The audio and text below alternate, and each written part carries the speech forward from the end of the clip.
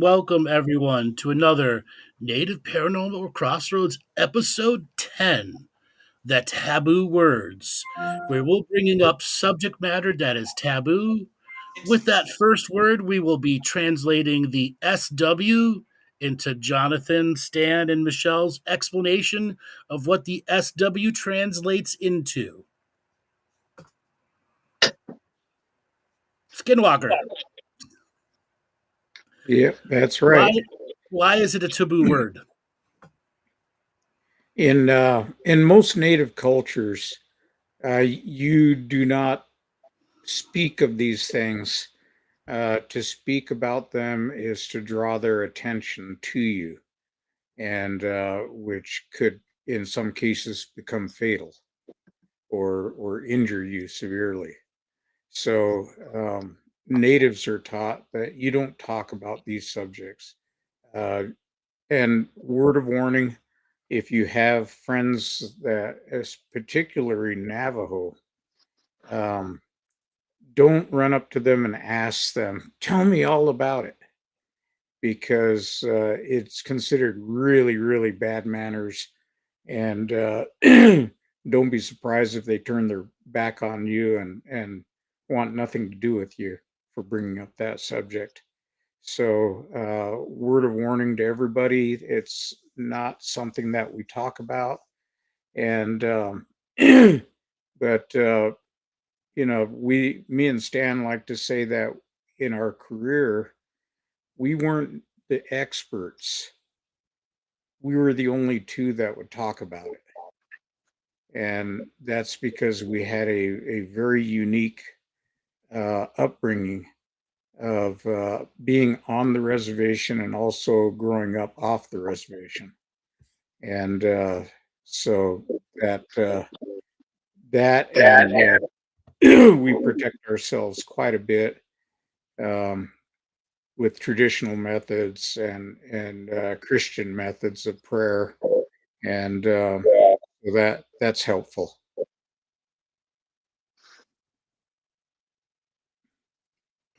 So you guys were the only two that talk about it. Now the subject matter has blown up. I think you're Laura. So the subject matter is blown up, such as Skinwalker Ranch and other shows that regularly drop this word like water everywhere. Okay? So, what are some of the things that you'd like to talk about with this subject matter and how to deal with it? I Well, think for me, go ahead. having having done the job that I did as a Navajo Ranger, um, we were constantly dealing with those individuals that weren't part of the tribe. They weren't tribal members. They didn't have a Native American background. And so, in dealing with people on a daily basis that are visiting the Navajo reservation, uh, the one thing that I imparted was to be respectful of the culture. Be respectful when you're talking to elders. Be respectful when you're talking to people of that reservation. And it goes the same for John and I when we travel to other reservations. They have their own uh, social rules and social norms and things. And I think it's just a matter of being respectful of that culture's background and what they believe and what they feel is very important to them. So when it comes to the matter of um, witchcraft and that goes hand in hand with the shape shifting and what people refer to as skinwalkers. Um, um, it's a really sensitive subject, And I don't, just like John said, I wouldn't recommend people going onto the Navajo reservation and just bringing up the subject, to a Navajo person, because, like he said earlier, it even just really talking about the subject matter like we are today, it has the potential to bring attention, unwanted attention, by those individuals that may be practicing this stuff um, to you. So it's a very sensitive subject. Could we just have your definition of what an SW is for the audience? Because I actually didn't know until I looked it up tonight. John can probably elaborate a little bit more on that. Well, the skinwalker, also known as a skin man, um, is somebody who has practiced um, basically dark magic. When we say witchcraft, we're not referring to Wiccans. What we're referring to is a Navajo witch. Now, this is a very serious matter because in Navajo you have a concept of balance, hojo, where you're trying to live in balance with everything. It recognizes that there are good energy and there's bad energy, and it's your choice to try to stay balanced in the middle.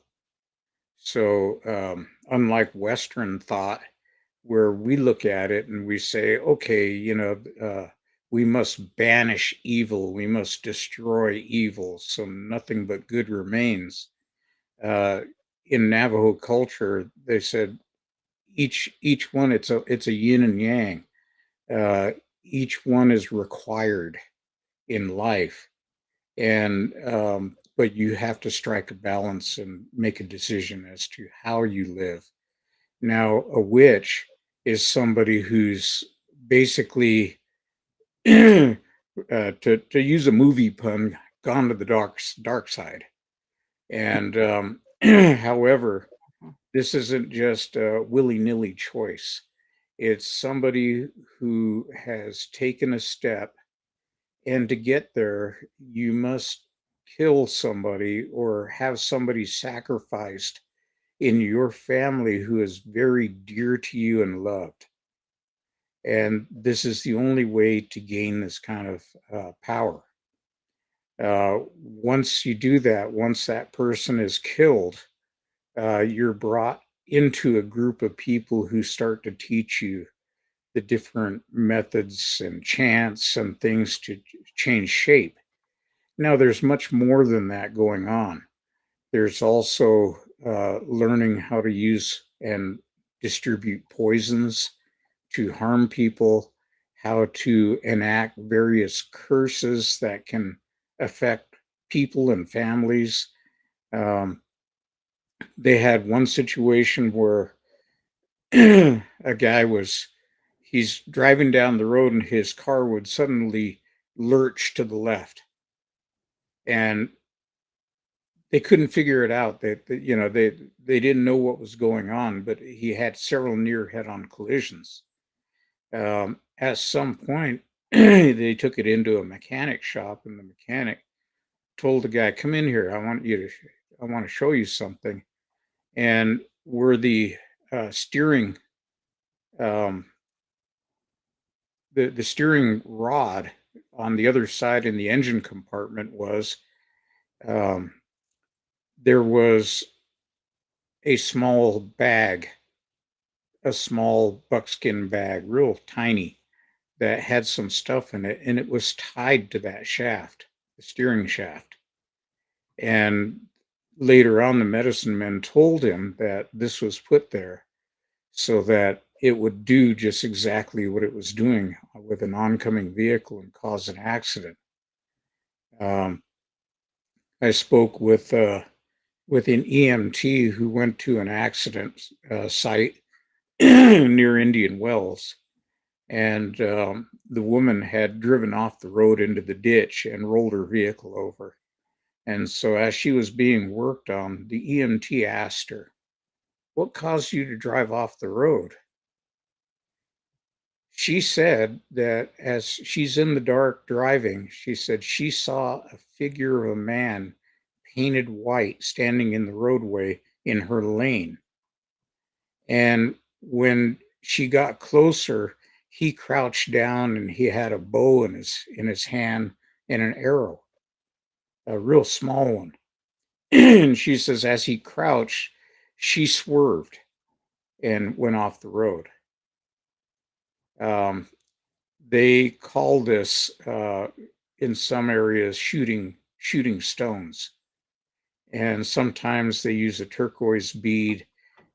Sometimes they what it is they can actually shoot pieces of bone into you, and some victims are found with these pieces of basically human bone in under their skin that the medicine man removes.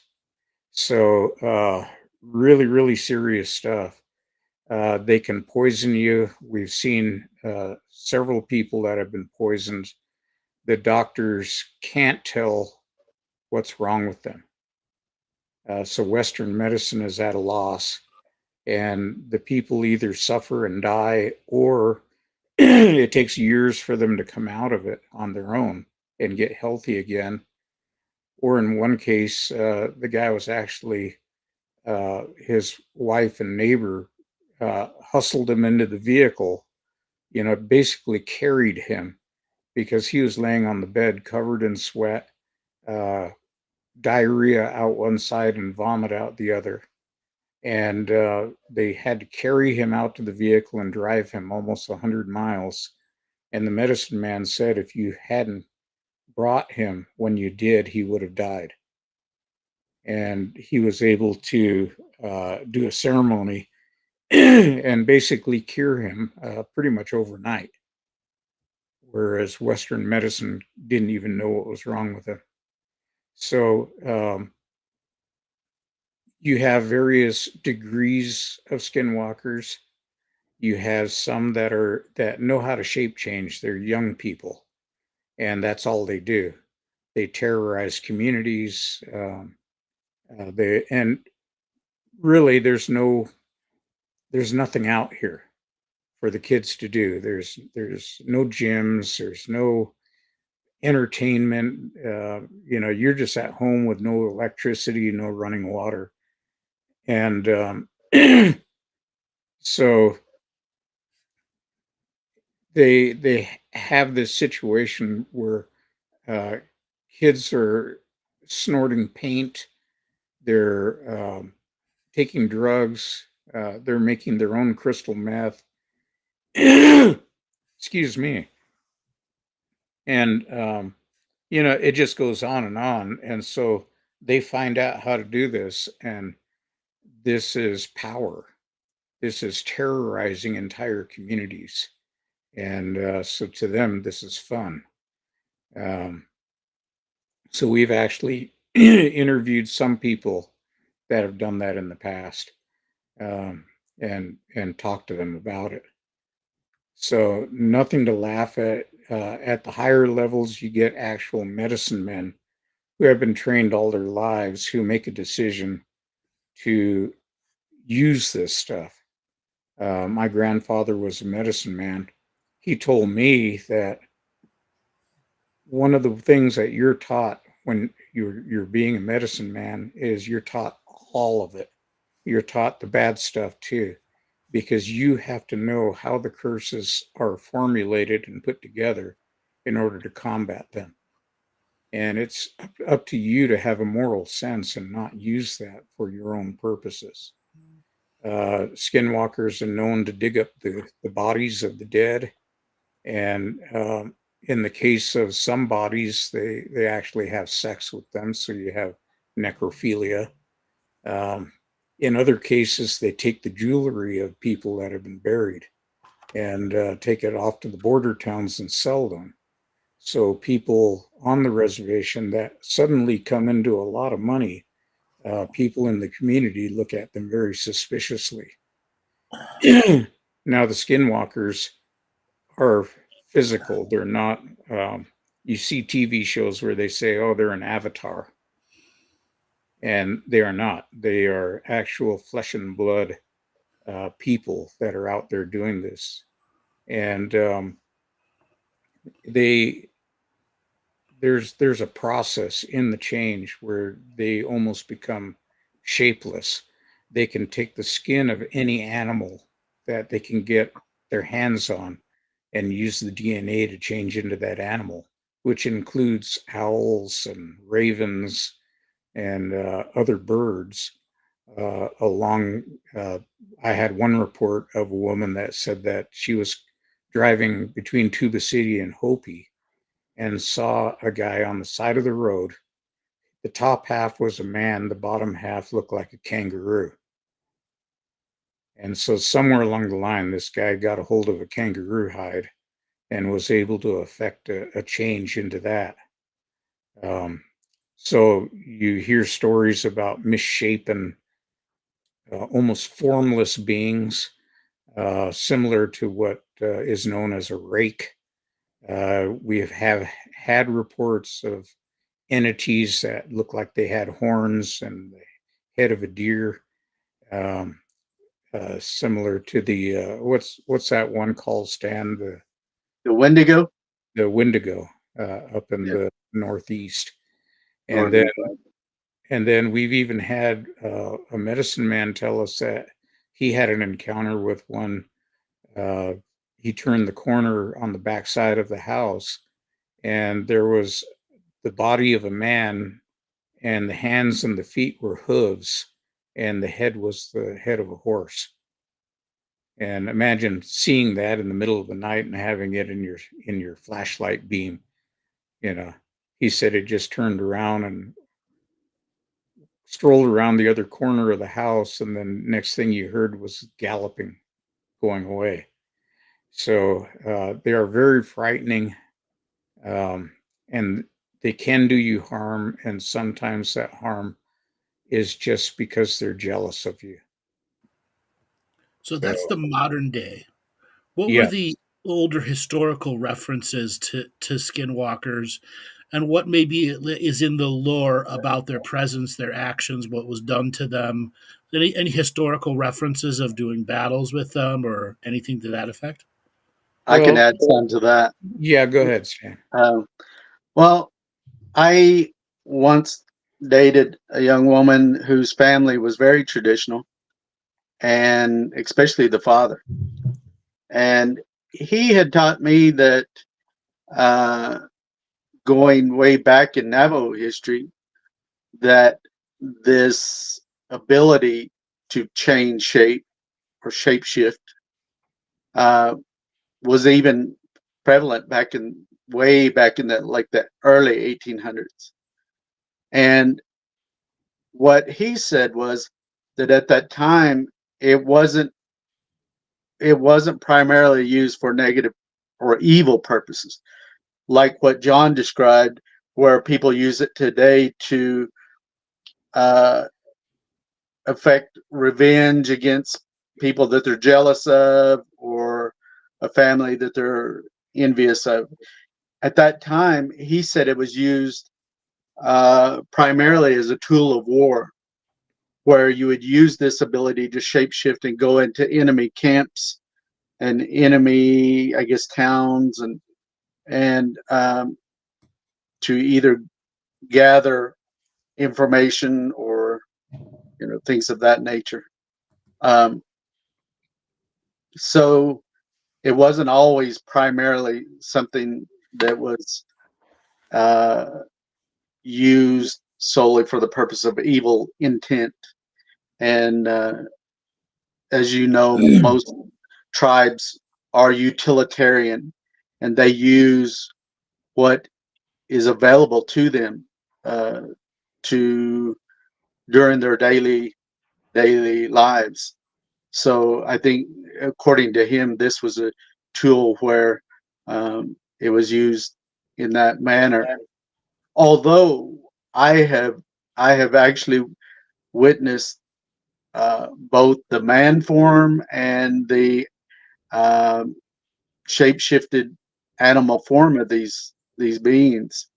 And having grown up between Oklahoma and the Navajo reservation, um, you know, I always took it more or less from the standpoint of folklore, storytelling, and and it wasn't until after high school I had come to the reservation, and and I had been out in the evening and was getting ready to come home. An individual had asked to catch a ride to the local town, which I did provide that to this elderly person. And immediately following that, I witnessed one of these.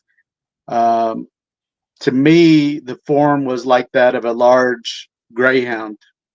Um, it was very slender and uh, appeared, somewhat muscular. Had a barrel chest kind of thing, and it had the head of it was of the one that I seen was canine in form. It did look like a dog or a wolf or something of that nature, but kind of exaggerated. The snout had a long snout. It was white from head to toe, and it was able to keep up with me at highway speed. Um, um, at the last time that I witnessed it running by the vehicle, uh, I had looked in its direction and I locked eyes with this thing. And its eyes were like it had its own source of illumination, like that. It was the color of when you go to the movie theater or different businesses and there's the exit door and the orange exit sign. That's the color of this thing's eyes. And so once I seen that, I didn't look back toward it anymore. I just kind of, guess I slid down in the seat a little bit, and I was driving alone, so there was nobody else in the vehicle. I slid down as low as I could in the driver's seat, enough to see over the steering wheel, and I floored it. I was driving a little sports car, and I never looked back. I don't know what it did after I had locked eyes with it, and it was within a couple of feet of the passenger side of the door. And but later on, uh, one of my relatives, a close relative of me, died, and that person's mother sought help from a medicine man regarding that whole situation. And the medicine man attributed the death of this individual to what I witnessed running alongside the vehicle. And so the medicine man performed some ceremony and to deal with this. But again, it's a very serious, like John said, very serious subject, and it can result in fatality, and deaths. So it's nothing to be taken lightly.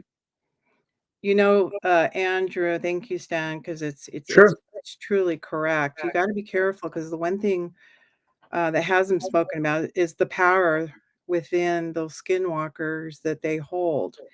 And in my interviews and investigations up in the Uinta Basin, where I investigated a lot of this phenomena, um, a, a member of the Ute tribe said that there are destination points that this skinwalker travels, and there are living actual destinations of which they live within that region. And so he says his property was one of those. So me and another individual went to investigate that. I too had a personal experience with a skinwalker and in the area. And what was really interesting about it, he goes, look down that road, and apparently that had also been the Conquistador Gold Trail as well up into the Uinta Basin. And what was interesting, he goes, look down there. And I just kind of started to feel kind of wobbly and gotten a little dizzy, and I didn't think anything of it. Then all of a sudden, I was able to look at a shadow of a shadow guy. I couldn't quite see the form, but I saw something there, and it got the hairs on the back of my neck raised, and so I walked away. Well, as I was walking away, my world started to spin out of control, and felt like I was going tipping to the other side of, kind of like, where am I going? Like felt like I was being dragged a certain way. And luckily, this gentleman who was of Ute descent grabs me. He says, immediately, we've got to go do some medicine, take care of it with some saging and cedar and stuff. And I started to get sick, literally sick to my stomach, and wanted to throw up. But once he started saging that and doing the things he knew, he also was really powerful in the medicine that we practice. It went away, and he goes, "You know what you just encountered?" And I said, "Yeah." And I go, "Did you see it too?" And he goes, "No, but I felt it." So it was really interesting because he told me sometimes they come to investigate the people. They want to see who's coming around their areas that they roam, and that we have to be really careful in that if we go in uninvited, which is most of the time never. And he also said that we shouldn't be in their territories as well. And he says the power of their power, they could take a hold of your mind and have you do things that you wouldn't normally do. And on that very same road that he lived on, it was really interesting. There's a story that was told amongst the Ute tribe that some Native Americans were out, you know, um, just driving down the road, and they were having a good time. And it was late in the evening. They were on their way home, and all of a sudden, something jumped into the back of their truck. And what had happened was this gentleman who was sitting in the middle seat, skinwalker, somehow got through the truck and pulled him through the back of the truck into the very back. And he got hurt really, really, really bad. They had to take him to the hospital. And to your point, Jonathan, Western medicine didn't know what he could do, and he ended up dying. So that's how powerful these entities can be if you're not prepared. Yeah, we spoke to an elderly gentleman that had been one of the first rangers uh, way back in the day. Stan, you want to tell everybody about our conversation with him and what he talked about as far as the the the animal that was shot? Oh, sure. Um, so several times in our career, John and I's career as Rangers, we were tasked with um, meeting up with elderly and former members of the Navajo Rangers. And so there was one elderly man that was willing to meet with us. And we really went into it just to be able to archive or document, for our own interest of what it was like back in the day when he was a Navajo Ranger.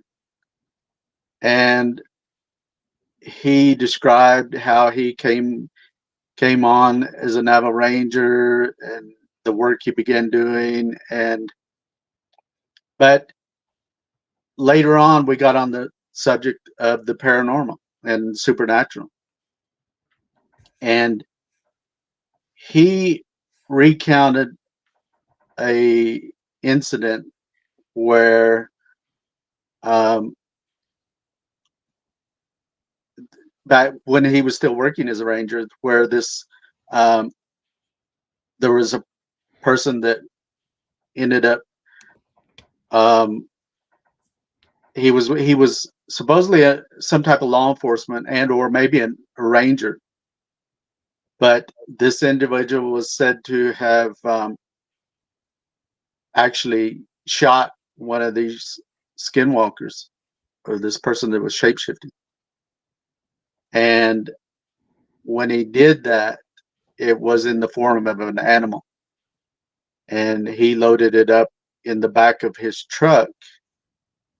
And when he got home, he went in and told what had transpired to his spouse, that he had shot this skinwalker, killed this skinwalker. And so they went out. He took her out to the truck to show her the body of this animal. And according to him, in the back of that vehicle was the body of a small child, a female. And so supposedly this thing had, um, it was in its animal form at the point that he killed it.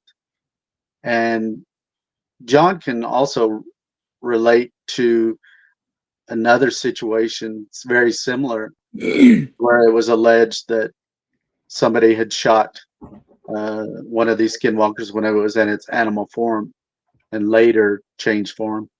So Yeah, in that case, a family had come to us to ask for help. And what they told us was that the husband and wife were coming back from a border town. As they drove into where their house was and their corral was there with sheep in it, they saw what they described as a coyote trying to Mhm. get into where the sheep were.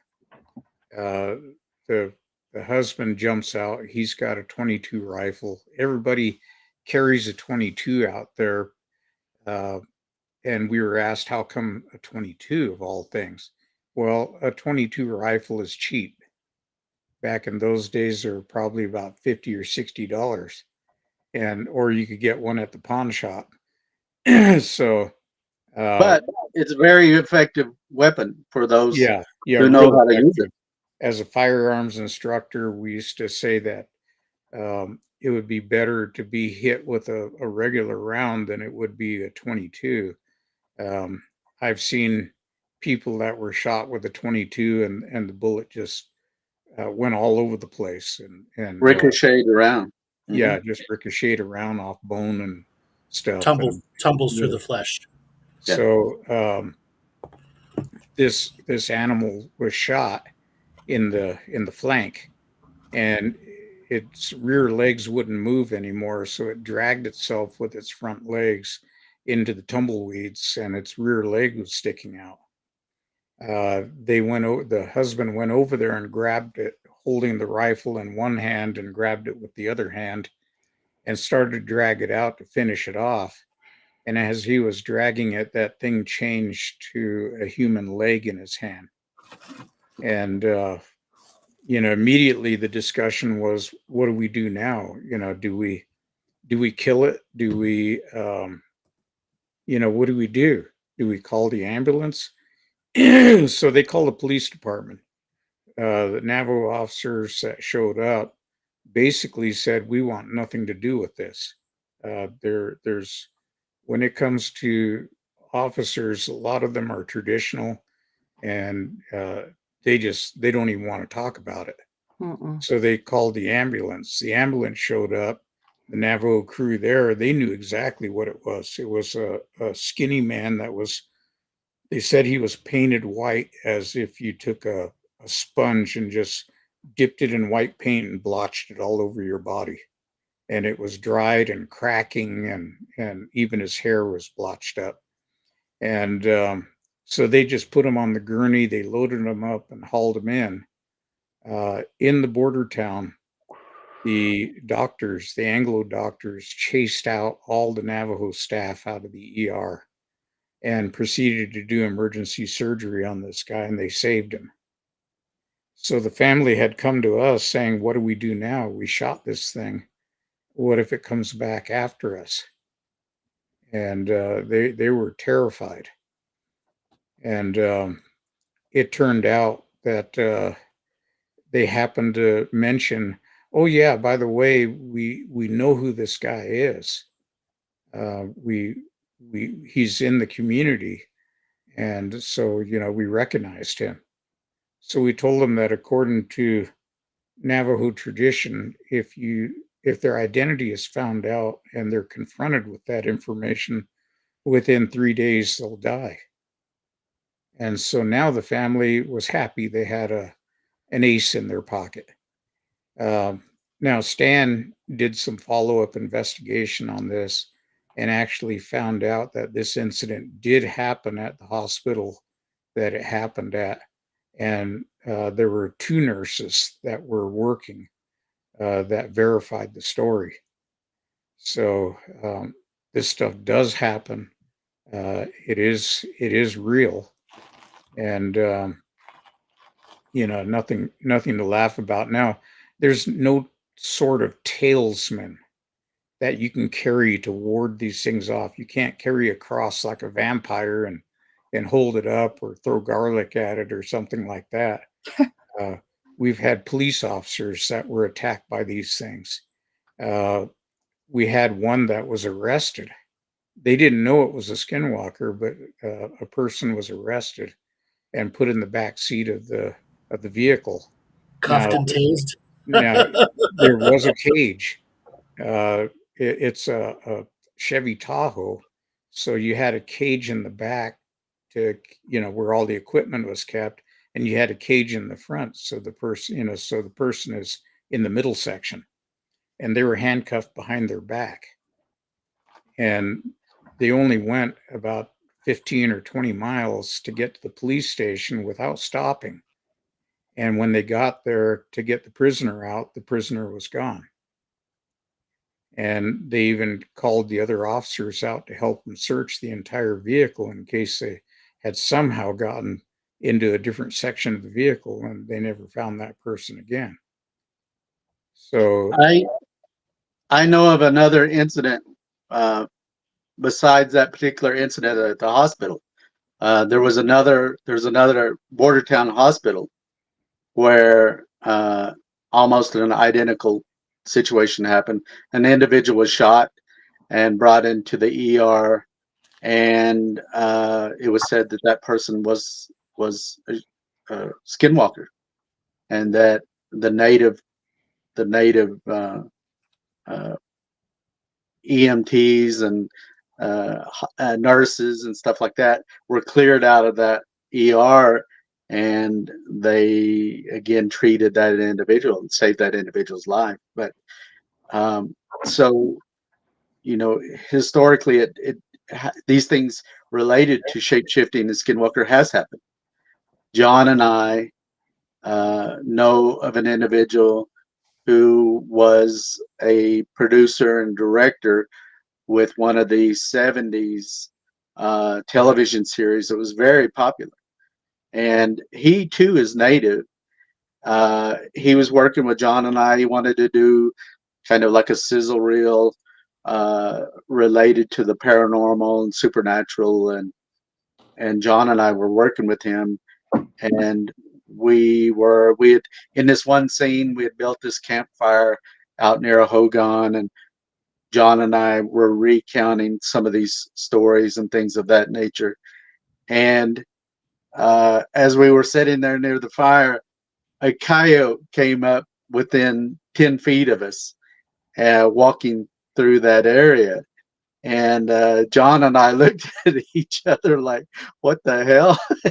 and this coyote went around the edge of the hogan, and John and I jumped up to see where this thing went. And as we did, that area is wide open. There was I guess a full moon or a really large moon where everything was visible at night, and where this thing left there, it was gone instantly. And that particular individual grew deathly sick. I mean, it almost took his life. It almost took his life.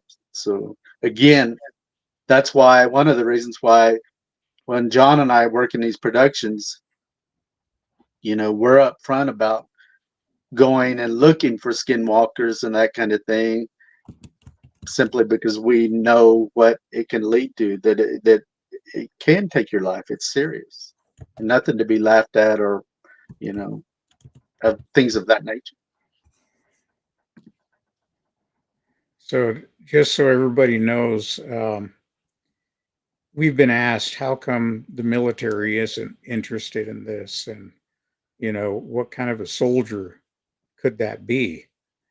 Uh, we have had a lot of military presence at our different talks that we've done, conventions and stuff, Mhm. and conferences. And they're there. You have an obvious military type that's got white sidewalls. That his hair is short, has that military bearing, sitting up straight and carrying a clipboard, sits at the back of the room and takes notes. Before the end of the show, they get up and walk out. And so we started giving them a call out and saying, welcome any military people here, just so you know. We have a long history and tradition of distrust of the U.S. military and the government, and we're pretty upfront about that, because 6,000 treaties had been made with Indian tribes since 1492, over 6,000. Not one of them was ever kept, and yet Native Americans are probably, as they turn 18, are the first ones to enlist in the U.S. military. And interestingly enough, a lot of them end up in special operations outfits like Navy SEALs, Green Berets, things of that nature. So the patriotism is there. You know, if you look back in history, when the Navajo Code Talkers were first formed up, and the Marines came out to recruit them in the 1940s. If you can imagine a bunch of ragtag guys showing up, all with their packets of Tutadine, corn pollen around their neck, their headbands, their jewelry, with their sleeping bags and provisions over their shoulder, and carrying a musket, black powder musket. And they thought they were going to be recruited to go over the next range of mountains to go fight. And they didn't realize they were going halfway around the world to fight an enemy. And, but there's a warrior tradition with native tribes. The Navajo Code Talkers weren't the only ones that spoke code. There were many other tribes that were used for the same thing. The only difference is the Navajos had a code within a code. So if the audience that are listening, they can look up Navajo Code Talkers. And after they got back, they went back to their lives with no running water, no dirt floors for their houses, and no plumbing, no electricity. And that was their thanks. And they were told, you can't talk about this. Mhm. And they couldn't talk about it until it was the secrecy was lifted on it 30 years later. So both me and Stan had the privilege of knowing many of these guys. Even though they were Marines, many of them were used by the Army. And some of them were with Merrill's Marauders in the China-Burma India Theater of War. So they could get something, translate it, and send it back immediately. So those are the Navajo Code Talkers. Um, but back to our subject, there's really no talismans that you can carry. What you have to do is you have to protect yourself as best you can. We do not go look for them. Uh, and we will not take a film crew out to look for them. because this is courting death. That being said, we have run into them during productions, and we've told the production people that if we do run into them, or if you start looking for them, we're calling it quits immediately. It's that serious. And when we have seen them and run into them, we've told everyone that's it. We're done. And we haven't received any arguments that direction. Me and Stan, what we do is a combination of Christian and traditional things. We pray, we smudge, we have other things that we do, and we have medicine men and healers that work with us to protect us. So, and it's not just a one and done thing. It's an all the time thing. And to give you an idea of how insidious it is, in 2016 we spoke about the subject for the very first time, and we told the audience in Oregon. We told them there's natives in the crowd. We're going to talk about this subject, and if you want to go get a cup of coffee right now and then come back. So we did kind of a disclaimer, and allowed them the time to leave. And after speaking about that subject, the very next weekend, Stan, his family, and my family had 9 near intersection accidents or head-on collisions. Stan was almost hit head-on, and this is over one weekend. And I was run off the road by an 18-wheeler on the interstate. So after that, we started really taking this seriously. That they knew we were talking about them, and they decided to go after us during that weekend. Yeah, so you have to be really careful when you're talking about this subject. And so for John and I, including this in our presentations, it was a part of our investigations, very much so. And we feel, John and I feel, that really one of our primary responsibilities, having done law enforcement, is to convey to the general public that these things that we refer to as paranormal or supernatural, that these things are real, that these things do happen. Yes, there's a magical or mystical element to some of these things, especially like with the witchcraft, that we don't fully understand, and I don't think science fully understands these things. John mentioned earlier about the militarization of these shapeshifters, and I did see a post on the chat where somebody said they feel that the military already has explored this area of subject, and I too feel that. I mean, if you go back in the U.S. history, and there's like the island that's off at New York. What is it, Montauk? There's stories and tales about people having changed from a human form into something that's like an animal, or for the lack of a better term, a monster. And so just like the US government, we know that the UFOs and UAPs that people refer to, that these things were obtained and reverse engineered. You look at how the government tried to cover those kind of things up, but I think if you really pay attention and go into the history of these things and look at the interviews regarding some of this stuff, it did happen, and it is real, and it's not something to be toyed with. John and I firmly believe that there are other dimensions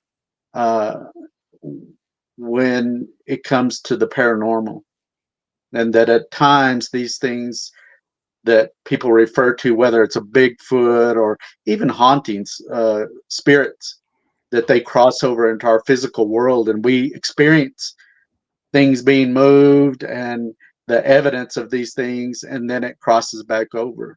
So if you follow that line of thought that there are other dimensions, then these things that are referred to as shapeshifters, they may cross over into that other dimension, and they may be listening at any given time. John and I won't at nighttime and stuff, we refrain from saying skinwalker, the word, and because we feel that, yeah, that could draw attention. And I think our elders also, that was the practice. Traditionally, you didn't talk about it. You didn't make these references. You didn't even talk about someone that was deceased, for the fear of bringing that spirit or that energy to your presence, to where you were at. Let me interject here. There's a guy on our feed here that said he's from a reservation, that his great-great-grandfather's brother was a known shapeshifter. Yeah. And I would like for this person to get in touch with us so that I would like to understand a little bit about his story, if you don't mind. But he also said that it would shape shift into a wolf, and there was a lot of stories of him. And it would be an interesting interview to have with this gentleman who's been posting on our website today.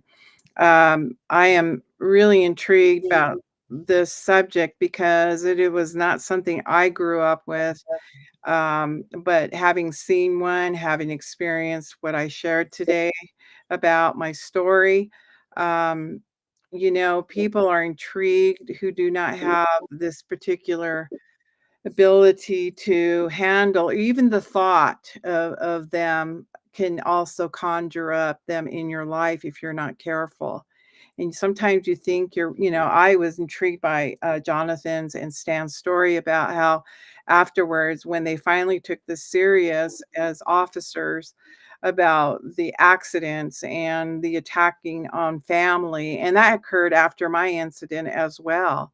Not to the levels that they did, but I almost got hit from my passenger side, and we don't know where this truck came from. It just interdimensionally came through or something. We were just in our in our conversations about what just happened. I almost got T-boned right after that incident. So, then I started taking it really serious as well, because we think of these things as lore and legends and such. So I appreciate us talking about this today. Go ahead, Stan. One more thing is that, really quick, is that I am aware that the experience with these shapeshifters and or the witchcraft, it can affect anybody. You don't even have to be Native American for it to affect you. It's kind of a universal thing where I know of individuals who were non-native. They had no connection to the Native American communities or culture, and they witnessed one of these things running by their vehicle at highway speeds. Mm-hmm. And it was very traumatic to them. They had a younger teenage daughter who was the first to see this thing and screamed out, and they all seen it. And it luckily, I think they just happened to be in that moment in time to see this and witness it. It took off, did a right turn, off and out into the desert out near Las Vegas. And so again, you have to be careful when it comes to this stuff. Just because you're non-native, you don't go around messing with it and playing with it, because it can affect you too. You don't have to believe in it.